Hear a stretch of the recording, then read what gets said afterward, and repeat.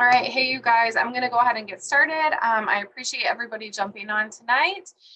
Tonight, I wanted to talk to you about the one thing that might be standing in your way and you don't even realize it. And this kind of came out of the idea for this came out of a conversation that I was recently having with somebody, but it's also been something that I have personally been struggling with and dealing with. And so I just think it's something that needs to be aired out in the open and that we need to talk about. And I'm excited to talk about it because I think no matter where you're at in your business, this is something that could be holding you back, is holding you back. Maybe you know about it, maybe you don't know about it. And it's all really boils down to this one word, and it's all under this umbrella of belief. Um, and so I know we all know like what a belief is, but tonight specifically, I'm going to be talking about limiting beliefs. Now, I can't just ask you guys, so what beliefs do you have that are limiting you?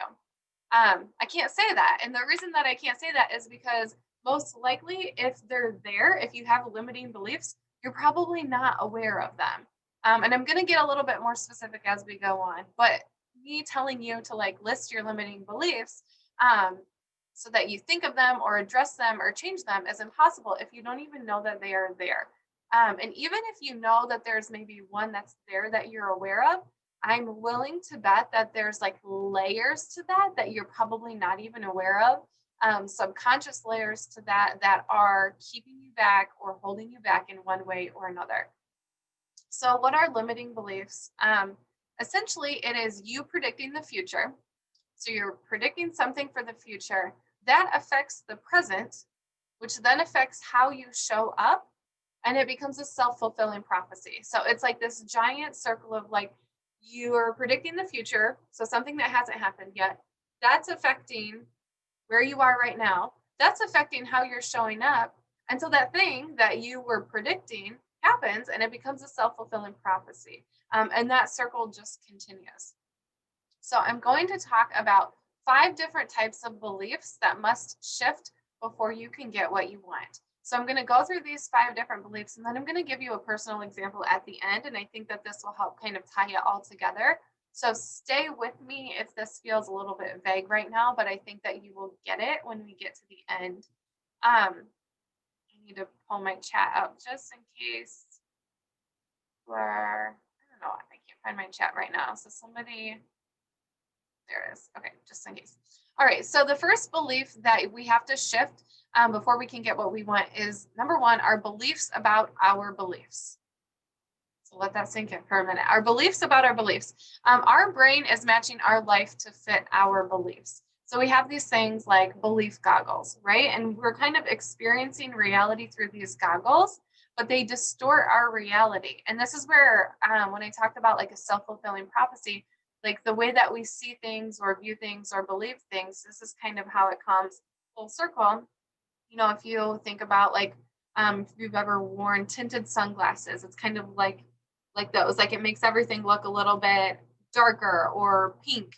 Or if you've worn like ski goggles that are orange, it changes everything to look a little bit orange. So these are our belief goggles. And how you see your business, how you see things is what's determining what is possible. Our brain matches our life to fit our beliefs. And we don't even necessarily see these things maybe as beliefs, we just see them as the way it is. For example, saying something like, I'm not a morning person. That's not true. And I've said that personally. That's not true. That's just a belief that maybe feels like the truth. Or I'm not a runner. Or I'm not a salesperson. All of those things, maybe you've heard or you've said or you've heard somebody else say, those are our limiting beliefs that we're putting on ourselves. And of course, that's going to come true. If I tell myself that I'm not a morning person, then I'm not going to get up in the mornings, right? It becomes a self fulfilling prophecy where I can't get up in the mornings because I feel like I'm just not a morning person. I'm just not the type of person who can do that. Same thing if you tell yourself, I'm just not a runner or I'm just not a salesperson, right? We've all heard or said or know somebody that has heard or said this or things like that. And it just becomes a circle. So the first thing we have to change is our beliefs about our beliefs. We have to understand that those are just beliefs. Those are not facts. Even if for the 31 years that I've been alive, I've never liked mornings. That doesn't make me not a morning person. And so that is just a belief. No matter what the past says about it, that's still a belief. Um, if you're feeling stuck, that's probably because you're telling yourself you're feeling stuck, or you're telling yourself that you're stuck. Your thinking is fixed and you're in a thought habit that is allowing you to stay there. The second thing that we have to change or shift is our beliefs about what is possible. So a lot of times we have these like a glass ceiling for ourselves that we might not even realize is there. So when we think about this, we have to think about like, what do you desire? If I ask you the question like, what is your goal or what do you want? Most people are going to answer that based on what is realistic, or what they think is really possible for them. They're not going to answer that based on like sky's the limit, right? Or if you are thinking about what your goals for yourself are they based on what you feel like is realistic? Um, are you coming up with your goals based on this filter of like what's happened in the past, based on the constraints of the past, or based on what you think could happen or what will happen? Or are you writing goals? Do you have beliefs for what is possible for you? Um, based like unfiltered beliefs based on the fact that God brought you this opportunity. God created the universe and everything in it, and he could absolutely make anything happen. Are you making goals and dreams based on that? Or are you making goals and dreams based on the past, based on what somebody's told you is possible or you've seen is possible? So your beliefs about what you think are possible are absolutely limiting you. Um, so do I really believe this is possible for me? And it's either yes or no. Like when you're making goals or you're thinking about what's possible for you, if you're like, it kind of could be, that's a no. Like that's just a hard no. If it's anything except for yes, absolutely, I believe I can do this, it's a no. And so that's something that you have to think about too. If you don't believe that it can happen, it's not going to happen. And I've been thinking about this since I decided that this was a topic that I want to do. And like, when does this start to happen for us? Because if you think about like our kids, if you have kids or you know kids or somebody with kids, like, I don't believe that kids are born with these limiting beliefs. Like, my kids will ask me for snacks 500 times in the same hour. Like, there's no limiting beliefs there. Their belief is like, I think if I keep asking, my mom's probably going to give me a snack, right? And so they're at some point in their lives or in our lives, something changes for us. And maybe it's what people have told us. Maybe it's what we've experienced in the world. It's based on past experiences or based on me as a parent saying, I said no. Take my answer the first time. Don't make me say it over and over and over again, right? Like we all want kids to just listen the first time. But then when I started thinking about it, I'm like, am I limiting their beliefs? Like, what are they believing about the word no? That they have to stop if somebody says no? Like, we know in this business, no doesn't mean no forever. No means not right now. So I'm teaching my kids, yes, that there are certain times where no means no, and certain situations where they have to know that. But are they then applying that to like everything across the board with their life? Is that how I got to fear the word no? Like, no is a bad thing. I can't ever hear the word no. And I know I'm kind of going down a rabbit hole here, but just like those are all beliefs. Like, do my kids I'm okay, I'm not gonna go there. But you guys get what I'm saying. Like, I don't believe that kids were born with that. I believe that those are beliefs that we have put into them, and we do it for good with good intentions and for good reasons, you guys. Um, but if we think about, and I'm going to kind of bring it back to this at the end too, like what if we worked our business like a kid working for a freaking snack? Like, what if we worked our business like there's no doesn't matter. It's okay if somebody tells me no because I know that I want a snack and I'm going to go for that freaking snack until I get it. Okay, so beliefs about what is possible. Anything is possible. If we just go back to that mindset of being a kid where we believe that totally anything is possible, you guys, it opens up like a whole new realm of goals, of experiences, of possibilities, of dreams. Like we can get back to dreaming how kids dream. And that's kind of exciting and it's kind of fun. Yeah, somebody write that quote. That just came to me. Okay, number three, beliefs about what it's going to take to make it happen. So, what stories or beliefs have you created about what it will take to get to your goal? Um, what beliefs or stories have you told yourself about failure? Have you told yourself that failure is a bad thing? Um, Failure itself is a belief, you guys. It's an interpretation that we make about something that didn't happen, and happen how we had hoped that it would happen, right? Failure is a belief. Do you believe in failure? Do you believe that there is such thing as failing on the way to your goals? Um, what beliefs or stories have you told yourself about what it might take to get to the goal rank that you have in mind? That's too hard. Those people have to work 60 hours a week to get there. Like what beliefs have you created, or those people have to sell their souls to the devil in order to become a network marketing guru, or whatever those types of things are. We have certain beliefs about what it takes to make that happen. If you have a belief that you're going to get where you want to go without failure, you've already failed.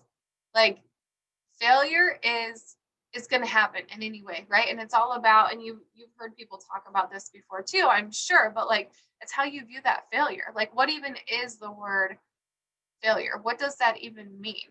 As long as you're trying, is that really failing? So that's like a whole nother, we have like a belief about the word failure that we have to just like blow up, like put a bomb to it, because that's not even accurate. It's something, failure is something that we've created in our heads based on what's happened in the past. And then number four is beliefs about what's going to happen. Um, these might be things like, well, I know she's going to say no if I reach out to her and ask her, or I know I'm just going to get ghosted again because they ghosted me the last three times that I talked to him, talk to them, excuse me.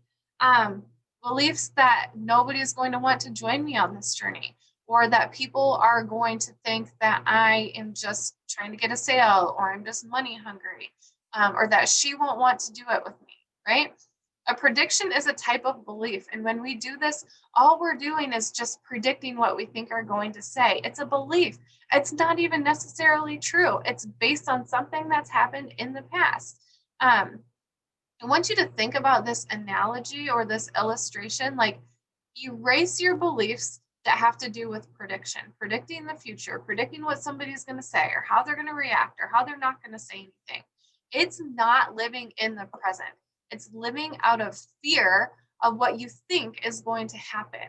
So think about the analogy of operating from a blank canvas. Like how you're operating yourself, your business, your actions is this canvas that just had like paint thrown all over it, like all over it. And while that can be beautiful, if you think about starting from a completely white blank canvas, how might you operate differently in your day-to-day life and within your business if you were operating from a place with no prior experience, nobody's told you no, with unlimited beliefs, like the canvas is yours to create and there's nothing standing in the way of you creating whatever you want on that canvas. There's no history, there's no stereotypes, there's nothing getting in your way. I just really liked that picture, or that mental picture. I can like think of it in my head of like, how would I operate differently and how would I do things differently if my canvas was entirely blank and I wasn't basing my actions and my what I'm doing within my business, within my home, off of what's happened in the past, or what my beliefs or my predictions are. And then you guys, the last thing that we have to shift, number five, are the beliefs that you have about yourself. This one is a hard pill to swallow, but the things that you just innately believe about yourself, whether you realize it or not, and some things that I want you to remember and know and really take to heart is that you are not your business. You are not, whatever rank you are, that does not define you. That does not determine what kind of person you are. That does not determine or define if you are successful. Like, you are not that. That's not who you are. You are so much more than your business and your rank and what you do within Plexus. I believe that we are all in Plexus for a reason, but our rank does not define why we're here or how well we're doing. Look at your business like it's a machine and you are the inventor. Um, think about the things that you've told yourself, like, I'm not a salesperson or I'm stuck. Like, how you finish the sentence, I am, is what you will become. Um, I'm just a gold ambassador. I'm just a silver ambassador. Like, if you are placing those restrictions on yourself, or I'm not good enough to be X, Y, and Z, I can't take this any further. All of those things, those are going to keep you where you are. Um, how you finish that I am sentence is what you will become. And I really want that to sink in for you. When we decide how to end that sentence, we become it. And you can decide to be whoever you want to be. You are powerful. You created all of your thoughts, and you have the power to change those thoughts. And God created you, and God doesn't create useless things. God does not create things without a purpose. And every single one of you, I truly believe that you have a purpose here in this business. Um, I want to share my own personal story with beliefs and how it has affected me in my journey. And some of you may have heard this already before, and some of you maybe know parts of this or not all of this. But I started this business and started the products in the business immediately in August of 2016. So, is that right? No, August 2017. Sorry. So I just hit my 3-year mark. And I went Emerald in April of 2019. So that was over a year ago, almost a year and a half ago. And I don't ever remember, like, on that journey, I remember thinking that Emerald was like a dream and that was a place that I wanted to be. And I don't ever remember thinking that I couldn't get there. Like, I don't remember doubting it. And it probably happened, but I don't remember doubting it. But after I went Emerald, all of these limiting beliefs started creeping in, but I didn't know that's what they were. And I didn't know that's what I was dealing with. But thoughts like, who am I? Like, I thought when I got to Emerald, I would feel a certain way and I would have everything figured out and I would know what I was doing in this business. And I don't feel that way. I remember thinking that I was not, like, worthy to be an Emerald ambassador. I did not think that I, like, could maintain it. I thought it was just like a fleeting thing. And I definitely did not think that I could be a sapphire or a diamond ambassador. Just didn't think it. And so for that next year, you guys, I struggled with that. I questioned myself more times than I can count. And it all came back to my belief. I just didn't believe that I deserved to be emerald. I didn't believe that I deserved to be sapphire. And not that I didn't, like, believe that it could happen within this business, but I didn't really believe that I had what it took to get there. My own beliefs about myself and this business have kept me right where I am.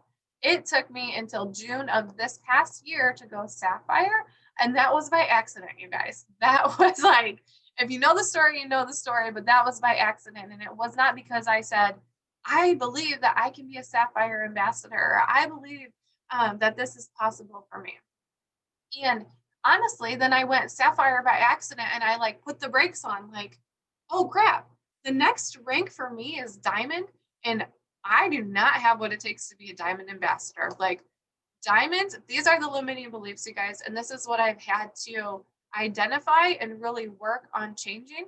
Diamond ambassadors have it all figured out. Like, they've got systems and they know what they're doing, and they never struggle with, like, motivation to do their business. They're consistent, they're disciplined. Like, diamond ambassadors have it figured out. And I do not have it figured out, so I cannot be a diamond. Like, I cannot have other people looking up to me like I'm a diamond, because I don't, I'm not there. I don't know, like, what that is. I don't know how to do that. Some other limiting beliefs that I've, like, kind of uncovering is that I feel like diamonds have to work a lot, and I just haven't worked enough to be a diamond. or diamonds make a lot of money and I don't deserve to make that much money from home. I don't have enough experience. I don't have what it takes to be able to do that. And you guys, all of these are limiting beliefs, all of those things. And they are not like, I didn't just one day wake up and realize that I was saying those things to myself, or that that was keeping me from setting that next goal and going for it. This has taken me some time to kind of uncover and peel back those layers. And just this month, I finally realized like I can be a diamond ambassador. Like diamond ambassadors don't have to have it all figured out. Gold ambassadors don't have to have it all figured out. Like whatever rank you are or you're going for does not define you. It doesn't mean that you have to look or act or be a certain way.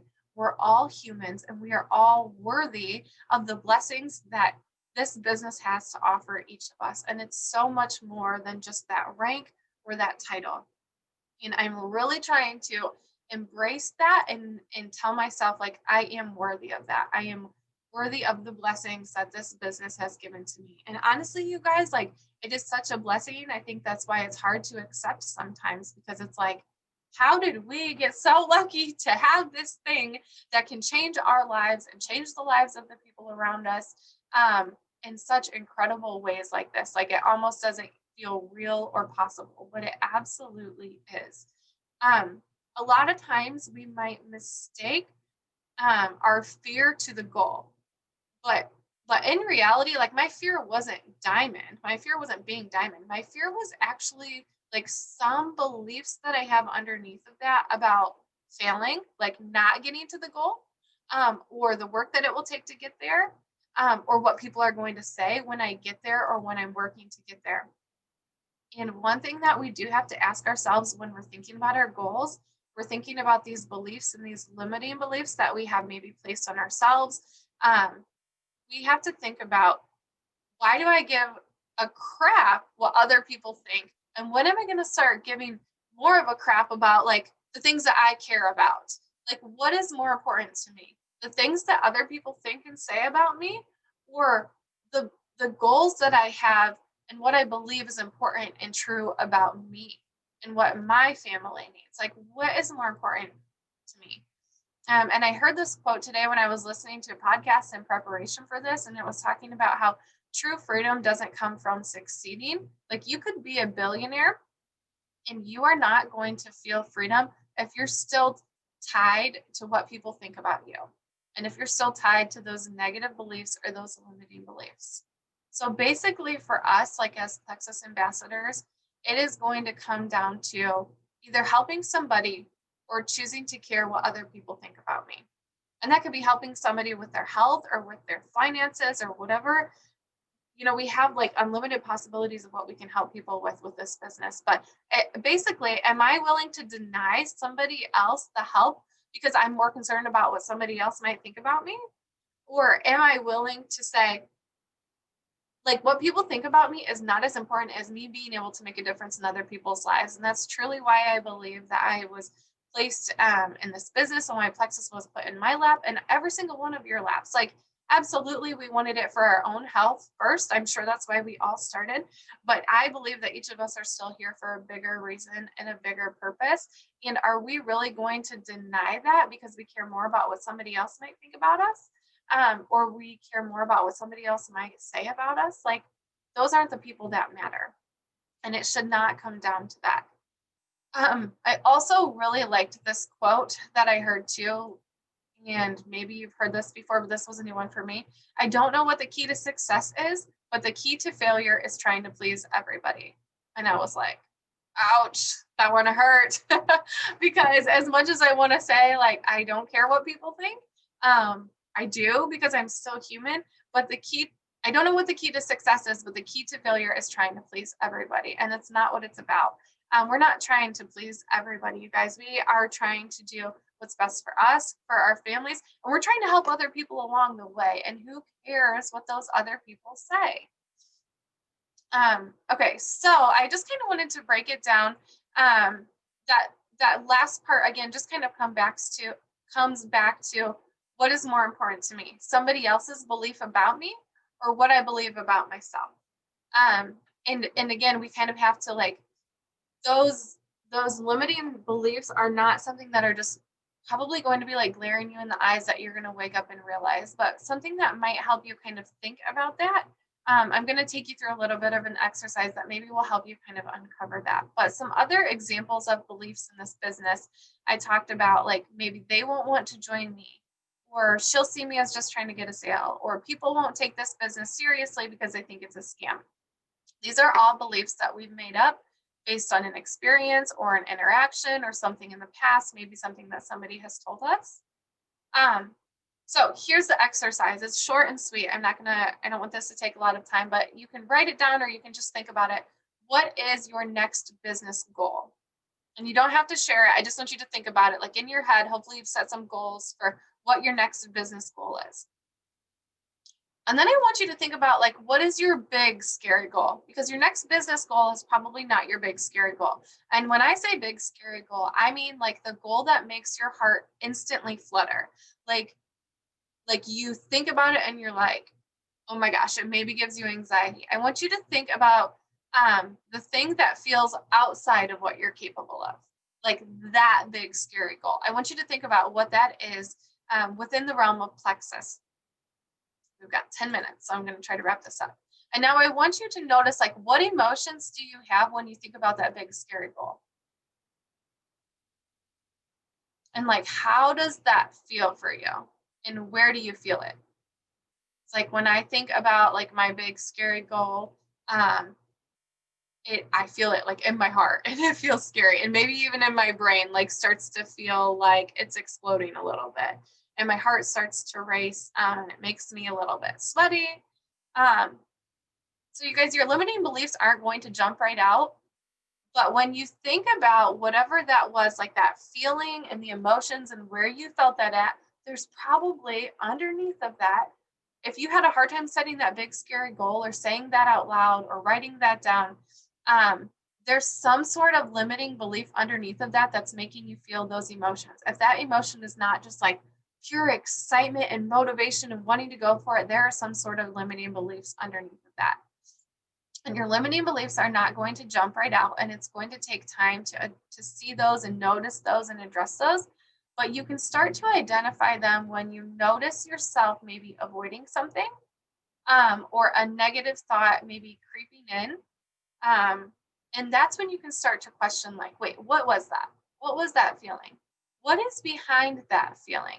What is the belief here?